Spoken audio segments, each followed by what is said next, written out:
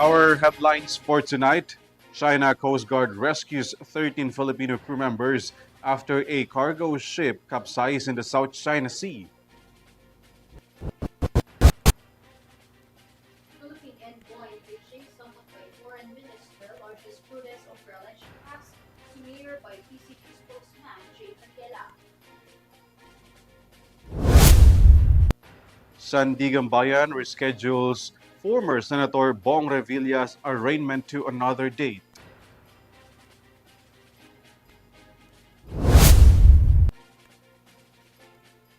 Kabataan Representative Renico urges Senator De La Rosa to resign amid continuous hiding.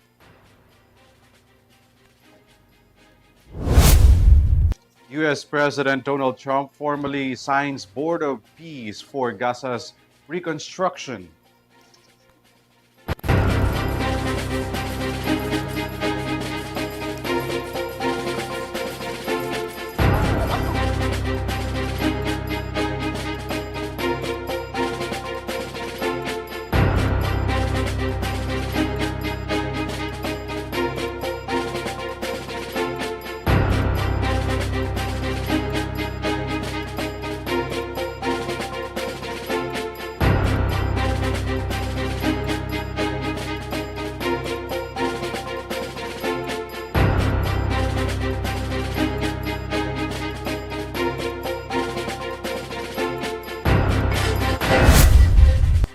Good evening, bringing you the latest news for tonight. I am ALVIN PELOBELLO. And I am KRIZZA Lopez. This is Eurotv News Thread. The details on our broadcast. Amid the ongoing maritime dispute between China and the Philippines, the China Coast Guard or CCG has rescued 17 Filipino crew members after their cargo ship capsized near Scarborough Shoal. Based on the initial report from the Philippine Coast Guard, the MV Devon Bay departed from Gutalak, Zamboanga del Norte and was en route to Yangjiang, China when the incident occurred. Henry Nicolas has the report. The China Coast Guard on Friday said 13 Filipino crew rescued after cargo ship capsizes in vicinity water of Hainan, province of China. The said vessel is a Singaporean flag ship loaded with iron ore. Chinese embassy says CCG received a report from the Maritime Search and Rescue Center of Sansha City, Hainan province, that a foreign cargo vessel had capsized 55 nautical miles northwest of China's Huangyandao with a total of 21 Filipino crew members on board. China Coast Guard immediately dispatched 2 vessels to the site for search and rescue. Philippine Coast Guard also deployed its assets to conduct search and rescue or SAR operations after receiving the report. Based on the initial report, MV Devon Bay departed Gutalak, Zamboanga del Sur en route to Yangjiang, China when the maritime incident occurred. As of 12:30 p.m. today, 17 people have been rescued, 14 are in stable condition, 2 have been confirmed dead, and 1 remains under emergency medical treatment. Rescue efforts are currently underway on full swing, and China maritime authorities are organizing additional rescue teams to rush to the accident site. According to the Philippine Coast Guard, the last known position of the distressed vessel is within the Philippine Exclusive Economic Zone, where all ships may pass under high seas freedom of navigation as accorded by the UNCLOS. According to PCG spokesperson Captain Noemi Kayabyab, the Coast Guard continues to closely monitor the situation and remains fully committed to ensuring the safety of the remaining crew members. As of press time, the SAR operations of PCG and CCG are still ongoing. This is Henry Nicolas for Eurotv News. Beijing has escalated its maritime dispute with Manila by summoning Philippine Ambassador Jaime Flor Cruz to protest inflammatory social media post by PCG spokesman Commodore Jay Tariela demanding that Manila should undo the negative impact of its statements. More from this report. The Chinese embassy in Manila confirms that Philippine ambassador to Beijing has been summoned by Foreign Ministry over Philippine Coast Guard or PCG spokesperson for the West Philippine Sea, Commodore Jay Tariela's post on social media. Chinese Foreign Minister Gu Jiakun says Tariela is making inflammatory, confrontational, misleading and baseless remarks against China on maritime issues. Beijing has lodged a serious protest over the remarks, noting that they does not accept such. China also demands the Philippines to recant its negative impact as soon as possible and should stop tolerating smear campaign and provocations.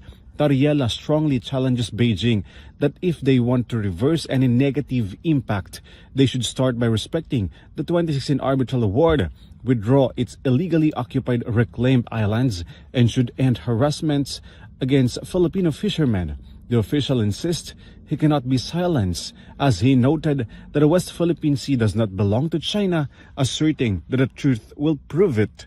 Senate Deputy Majority Leader Riza Hontiveros says Chinese embassy is a bad guest and should show respect to their host country. On Wednesday, Hontiveros urges the Department of Foreign Affairs to call the attention of Chinese embassy in Manila amid its verbal attacks against an official from the Philippines over its stance defending the West Philippine Sea. The DFA has yet to release any statements regarding the summon and a lodge of serious protest from China. This is ALVIN PELOBELLO for Eurotv News. Meanwhile, the anti-graft court Sandigan Bayan has decided to reschedule the arraignment of former Senator Ramon Bong Revilla Jr. and 6 others accused of graft and malversation. The decision was made following pending motions filed by Revilla's legal counsel, including a motion to quash. Shai Morales has more. The Sandigan Bayan 3rd Division has postponed the scheduled arraignment of former Senator Ramon Bong Revilla Jr. and his co-accused in connection with the alleged 92.8 million pesos ghost flood control project in Pandi, Bulacan. The court said the arraignment was moved to next month due to pending motions filed by Revilla's camp, which must be resolved before pre-trial. Revilla's lawyer said the motions were filed over alleged violations of due process, including a motion to quash the malversation case. Meanwhile, the supporters of the former senator gathered outside the Sandigan Bayan to express confidence in his innocence. To recall, Revilla surrendered to authorities at Camp Crame on January 19 after the Sandigan Bayan issued a warrant of arrest for malversation and graft. He later posted 90,000 pesos bail for the graft case and was immediately detained in the same day at the Quezon City Jail over the ongoing malversation case. This is Shai Morales reporting for Eurotv News. Former President Rodrigo Roa Duterte extended birthday greetings to Senator Ronald Bato de la Rosa, encouraging the latter to stay tough as a rock. On January 21, de la Rosa broke his silence on his sudden absence from the Senate, stating that surrendering to a foreign court is tantamount to disregarding the sacrifices of our national heroes. Here's the report. Be tough like a rock. This was the message of former President Rodrigo Roa Duterte to Senator Ronald Bato de la Rosa on the latter's birthday. The message was shared by Vice President Sara Duterte following her visit to her father, who is currently detained in The Hague. Vice President Duterte also conveyed her own message to Senator de la Rosa, wishing him good health, happiness, and success. Magpakatigas ka na parang bato. Yun yung kanyang wish para kay Senator Bato de la Rosa. And of course, ako naman, lagi pare-pareho yun, no, sa lahat ng tao. Ang aking wish ay unang-una, good health. Yes. Dahil, napakahalaga nun. Pangalawa, happiness. Dahil mahalaga din sa isang tao yung kaligayahan. And syempre, pangatlo, success in the year of the horse. Senator de la Rosa celebrated his birthday on January 21. In a statement, the senator broke his silence and said he is waiting for the truth, seeking justice. He stressed that if there is indeed a case filed against him, he is ready to face it in court, one governed by Filipinos and not by foreign entities that he said are attempting to interfere in the Philippine justice. He added that surrendering, in his view, would be tantamount to disregarding the sacrifices of heroes and soldiers who fought for the country's freedom. De la Rosa has been absent from Senate sessions since November 11, 2025 during the height of the budget hearings. This came after Ombudsman Jesus Crispin Remulla stated that the International Criminal Court or ICC has issued a warrant of arrest against the senator. De la Rosa previously served as chief of the Philippine National Police under the Duterte administration Bayan, and he is widely regarded as the main implementer of the government's campaign against illegal drugs. This is KRIZZA Lopez for Eurotv News. While Vice President Sara Duterte's birthday wish for Senator Bato de la Rosa is to remain strong and amid the current situation, Kabataan Party List Representative Rene Co's message says otherwise. As De La Rosa celebrated his 64th birthday, he said that he remains strong-willed through supporters amid oppression and harassment from fellow Filipinos. He said that he is patiently waiting for true justice and not be prosecuted in a foreign country because for him, it is patriotism. However, Co argued that hiding and running away from accountability is not patriotism. Co emphasized that patriotism is rooted from service and sacrifices and not clinging into the position. She said that sacrifices of true heroes will be worthless due to leaders like De La Rosa who cannot take accountability, particularly in relation to the extrajudicial killings committed under war on drugs campaign. She also dared De La Rosa to just resign from the post instead of waiting to be arrested. Co emphasized that individuals escaped accountability should not be paid salaries coming from the public. Senate Deputy Majority Leader J.V. Ejercito is facing an ethics complaint filed by lawyer Marvin Aceron for gross neglect of duty after the senator allegedly sat on a separate complaint against former Senate President Francis Cheese Escudero for over 100 days. Via Layagin tells us the details. As the Senate resumes its session next week, Senate Deputy Majority Leader J.V. Ejercito will have to tackle himself an impeachment complaint against him. This is after lawyer Marvin Aceron filed an ethics complaint against Ejercito over allegations of gross neglect of constitutional duty. On Thursday, Aceron filed a complaint accusing Ejercito, as the chairman of the Senate Committee on Ethics and Privileges, of ignoring their earlier complaint against former Senate President Francis Cheese Escudero. In October, Aceron's camp filed an ethics complaint against Escudero over receiving 30 million pesos campaign donation from Lawrence Lubiano, who owns Center Waste Construction. Aceron argued that there have been exactly 109 days since the complaint was filed, but noted that there have been no action done since. The ethics complaint emphasized that no case number was assigned, no acknowledgement nor updates on the status of the case was given to them. Aceron pointed out that the House of Representatives Committee on Ethics and Privileges was able to act and decide on Representative Kiko Barsaga's ethics complaint within 77 days. He added that even barangays can process case numbers within 5 minutes. While he believes that the Senate has the capacity, Aceron said that what the chamber lacks is will. Meanwhile, Ejercito confirmed that he have received the complaint. He defended, however, that the committee cannot conduct hearings as it is not constituted yet and that its members are not yet final. This, he said, is still aside from the reason that the Senate was focused on the budget deliberations during the past few months. Ejercito meanwhile assured that when the Senate resumes session on January 26 and once the committee is constituted, it will process the pending cases based on the order filing. This is Mia Layagin for Eurotv News. After almost 3 years of manhunt operation against former Bureau of Corrections Chief Gerald Bantag, there is still no confirmation of his location. However, the Interior Secretary said Bantag remains in the Philippines and is believed to be hiding in Cordillera region. More from this report.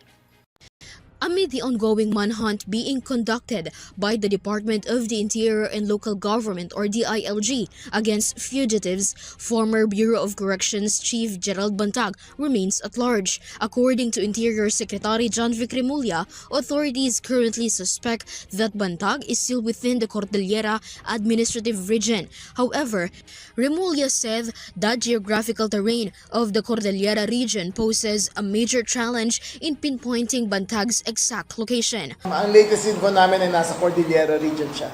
So, andun yung tracker teams namin ngayon. The Interior Secretary added that authorities are now exploring other methods to determine Bantag's whereabouts. He also did not rule out the possibility that a local tribe may be protecting the former official. Pero dapat maintindihan nyo, mahirap ng Cordillera region eh. Bundok yan.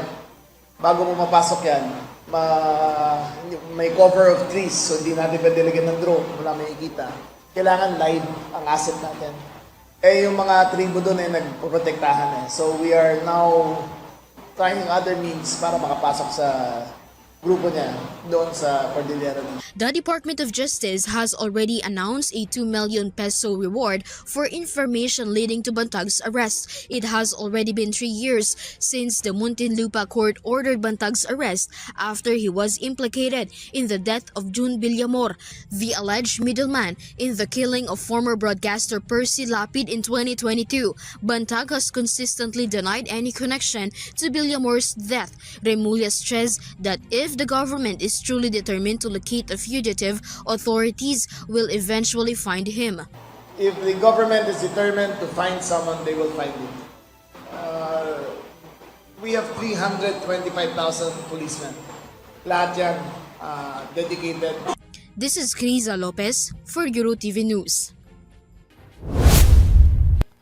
Following the arrest of a Russian vlogger for causing a public health alarm, the Department of the Interior and local government is taking a serious stance on punishing foreigners who attempt to disrupt peace in the country.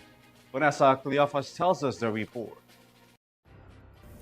The Department of the Interior and Local Government or DILG has warned foreign visitors to the Philippines that laws will be strictly enforced against those who exploit, disrespect the country, insult or take advantage of the hospitality of Filipinos. According to Interior Secretary John Vic Remulla, the warning comes after several foreign nationals engaged in unacceptable actions while in the Philippines. He cited, for example, 2 Russian nationals, Nikita Chekhov and Vitaly Dorovetsky, who have already been charged by the DILG. Also mentioned was Estonian YouTuber C.M. Rusipu, who allegedly described Filipinos as monkeys and was even found overstaying in the Philippines. Rusipu faced charges for violating the Anti-Photo and Video Voyeurism Act. Meanwhile, the DILG clarifies that Chekhov, who threatened Filipinos by claiming he would spread HIV, was tested negative for any signs of HIV and other STDs. Chekhov and Rusipu are now in the custody of Bureau of Immigration and are undergoing deportation proceedings. This is Vanessa Cleophas for Eurotv News. The Supreme Court has scheduled oral arguments for April 8 and 22, 2026 in Baguio City to tackle 4 consolidated petitions challenging the constitutionality of unprogrammed funds and special accounts within the national budgets for 2024, 2025, and 2026. Mia Layagin with the details. The Supreme Court has set the schedule for the oral arguments and hearing over the controversial General Appropriations Act or GAA. SCN Bank set April 8 and 22 as the dates to tackle the 4 consolidated certiorari and prohibition petitions related with the national budget. The petitions was in relation to some provisions under the unprogrammed funds and special accounts included in the 2024, 2025, and 2026 GAA. The petitioners seek to nullify the amendments on unprogrammed appropriations and special accounts made by the Bicameral Conference Committee, which resulted to the spike in the national budget. 2 of the 4 petitions were filed by former Albay 1st District Representative Edsel Lagman, Camarines Sur Representative Gabriel Bordado Jr., Basilan Representative Mujib Hataman, Senator Aquilino Coco Pimentel III, and Congressman Pantaleon Bebot Alvarez. The group's prayer is for the High Court to declare as unconstitutional BICAM's inclusion of 449.5 billion pesos to the 2024 GAA. Filipinos for Peace, Justice and Progress movement meanwhile questioned amendments in the 2025 GAA special accounts that increased Department of Public Works and Highways Special Road Fund from 16.756 billion to 34.748 billion pesos. The third petition was the latest, filed by Caloocan 2nd District Representative Edgar Erice and Mamamayang Liberal Party List Representative Leila de Lima, challenging the legality of the unprogrammed funds under the 2026 GAA. The petition prays for it to be declared as unconstitutional. Under the 2026 GAA, Marcos vetoed some items under the UA amounting to 92.5 billion pesos, leaving 150 billion pesos for unprogrammed funds. UA gained backlash from the public as it was pointed out as the root of corruption in the government. This is Mia Layagin for Eurotv News. The Commission on Elections is set to hold a special election for the 2nd District of Antipolo on March 14, 2026, following the passing of Representative Romeo Acop in December. Vanessa Cleophas returns. The Commission on Elections or COMELEC has set the special election in 2nd Legislative District of Antipolo City on March 14, 2026. This is to fill the vacant position of Congressman Romeo Macusi Acop, who passed away in December 2025. According to the Commission, their office is ready for the upcoming special election with the support of civil society organizations, partner agencies, and other stakeholders. COMELEC Chairperson George Erwin Garcia said that the election will be manual and not automated unlike the previous polls. Voting will begin from 7 a.m. to 3 p.m. Early voting hours will still apply for senior citizen, pregnant women, and PWD starting at 5 a.m. Based on the COMELEC calendar of activities, the filing of a Certificate of Candidacy or COC will be from February 5 to 7. The campaign period will run from February 12 to March 12 with the actual voting on March 14. The election period will last until March 29, 2026. According to COMELEC records, there are over 300,000 registered voters in the 2nd District of Antipolo. The voters in this election come from 8 barangays including Kupang, Calawis, San Juan, Inarawan, San Luis, San Jose, San Roque, and Dalig. Meanwhile, whoever is proclaimed the winner the day after the election on March 14 will assume the remaining term of Acop in the 20th Congress, which ends in June 2028. COMELEC emphasized that holding a special election is very important for the people of Antipolo, especially since the vacant position carries significant responsibilities for maintaining order, peace, and proposing laws that will benefit their district. This is Vanessa Cleophas for Eurotv News. Regarding the ongoing efforts for an Israel-Gaza ceasefire, the U.S. and several international leaders have agreed to join the Board of Peace for Gaza's rehabilitation, where members are expected to contribute at least $1 billion to the construction fund. Details from Son Santiago's report. With the second phase of the United States peace plan already underway, President Donald Trump has formally signed the launch of Gaza's Board of Peace, an international body tasked with overseeing Gaza's reconstruction. Trump unveiled the board's signed charter on the sidelines of the 56th World Economic Forum in Switzerland, confirming that he will personally chair the body. The most consequential bodies ever created, and it's my enormous honor to serve as its chairman. I was very honored when they asked me to do it. We had an idea to do it, and then they came, they said The U.S. President was joined on stage by top leaders from 19 countries. According to reports, between 50 and 60 nations were invited to join the board, with around 25 already agreeing to participate. No representatives from Israel or Palestine were present at the announcement, although Israel has already signaled its intention to join the board. Permanent members of the Board of Peace are expected to contribute $1 billion each. But reports also said these contributions are technically voluntary. The Board of Peace was formally endorsed last year through a United Nations Security Council resolution as part of the broader U.S. peace plan for Gaza from the 2-year war between Israel and militant group Hamas. Beyond reconstruction, the board will also oversee the creation of an International Stabilization Force or ISF aimed at maintaining security in Gaza.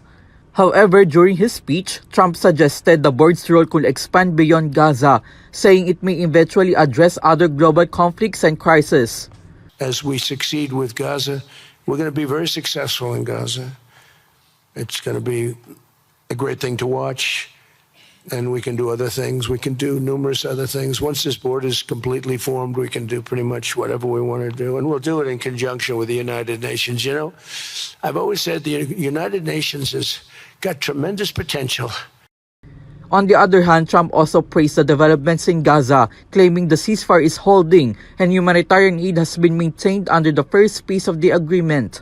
This October, we released a plan for the permanent end to the conflict in Gaza, and I'm pleased to say that our vision was unanimously adopted by the United Nations Security Council late last year.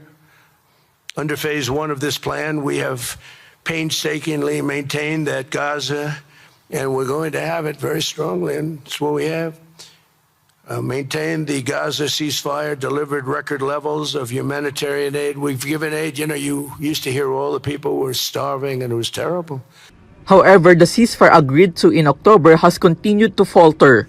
The United Nations said that Gaza still faces severe shortages of food, water, medicine, and basic supplies. Meanwhile, Gaza health officials said nearly 500 Palestinians have been killed since the truce began. Hamas has also yet to return the remains of the final Israeli hostage and continues to refuse calls to disarm, a key demand under the peace plan that Trump again raised during the event. And of course, the war in Gaza, which is really coming to an end. We have little fires that we'll put out, but they're little. They were giant, massive fires, and now they're down to little fires, so we can put them out very easily. We have 59 countries that are involved in peace in the Middle East. Many of them not in the Middle East. They're near the Middle East, but they're not in the Middle East. And many have said that if Hamas doesn't do what they promised they would do, and I think they probably will, but they were born with rifles in their hands. It can also be recalled that the United States has already announced the formation of a transitional Palestinian technocratic administration, which will operate under the supervision of the Board of Peace. The Technocratic Committee is expected to manage day-to-day governance and essential services in Gaza. This is Son Santiago for Eurotv News. In sports, with the WTA 125 Philippine Women's Open draws near, Filipino tennis star Alex Yala is preparing to compete against top international contender on her home court. Kyle Basa has a sports update. Filipino tennis star Alex Ayala was seen earlier this day training at the brand new Memorial Tennis Center for the upcoming WTA 125 Philippine Women's Open. She also reunites with fellow SEA Games teammate Daniel Mattis and Steffi Aludo, were in the 3 Pinays will partake in the tournament. 4 Pinays were given a wild card entry on the tournament, including Alex Ayala, Daniel Mattis, Steffi Aludo, and Kay Emana. Ayala landed back in the Philippines this previous January 21 to compete in the tournament, right after her exit in singles and doubles event in Australia Open. She quickly announced that she will be participating in the inaugural Philippine Women's Open, and she is hoping that the fans will support the Pinays. The qualifying draw will be held this weekend, while January 26 to January 31 will be the main draw. This is Kyle Basa reporting for Eurotv News. And that's the latest news for tonight. You may visit 30vph.com for more news and information. Once again, I am KRIZZA Lopez. You can also catch our live broadcast through our social media accounts and via an Extreme channel. I'm ALVIN PELOBELLO. Thanks for joining us. This is Eurotv News Thread. Stay safe and have a good night, everyone. Happy weekend.